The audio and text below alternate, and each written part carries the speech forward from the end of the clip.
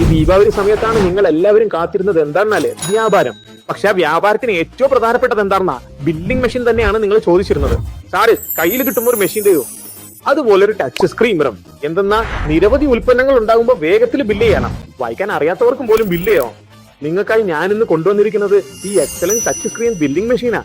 വളരെ ലഘുവായതും കയ്യിൽ എവിടെയും കൊണ്ടുപോകാവുന്നതുമാണ്. എളുപ്പത്തിൽ ബില്ല് ചെയ്യാം. 2 ഇഞ്ച് ഇൻബിൽറ്റ് പ്രിന്റർ അല്ലോ.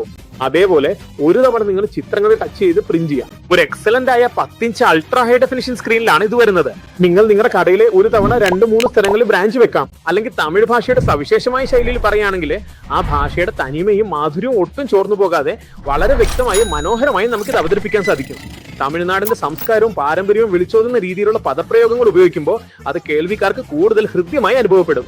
ഓരോ വാക്കിലും അടങ്ങിയിരിക്കുന്ന ആഴമേറിയ അർത്ഥതലങ്ങൾ മനസ്സിലാക്കി ശരിയായ ഉച്ചാരണത്തോടും ഭാവത്തോടും കൂടി സംസാരിക്കുക എന്നത് വളരെ പ്രധാനപ്പെട്ട ഒരു കാര്യമാണ്.